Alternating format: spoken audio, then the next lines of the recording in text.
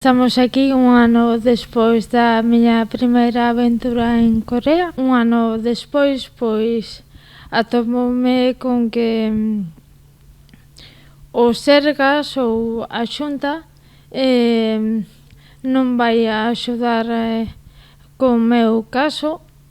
Hai un silencio absoluto. Así arrancaba Merche Álvarez hoxe a súa comparecencia. A Cambadesa volve a apelar á solidariedade da veciñanza para poder continuar coa segunda fase do tratamento para a atrofia muscular espiñal que padece. Necesito outra vez toda a axuda posible, a volver a xuntar cartos porque senón estou perdida. A presidenta de Galicia me precisa recadar 80.000 euros para realizar esta segunda viaxe. O tratamento non está aprobado pola Axencia Europea do Medicamento, pero sí pola coreana. Cando me poñen o tratamento, noto unha ola de enerxía, de forza, é como se me puxeran pilas.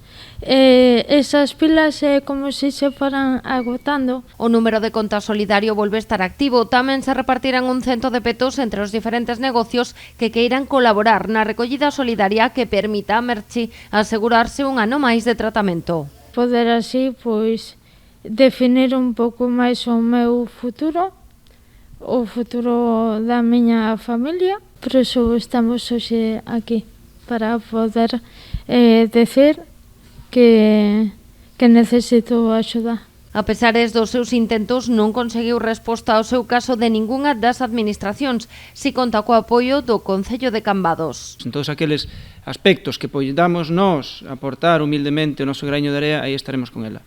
Pero, bueno, que queremos apoiarla sobre todo é anímicamente e moralmente, porque eu sei que ela hoxe aquí está pasando mal. Ela o último que quería era volver a ter que pedir diñeiro e a solidaridade da xente, porque eso sei que lle resulta duro, pero, bueno, non queda máis remedio. Merche Álvarez explicou que solicitou reunións tanto co anterior presidente da Xunta, Alberto Núñez Feijóo, como con Alfonso Rueda, cando era vicepresidente. Peticións que en ningún caso foron atendidas.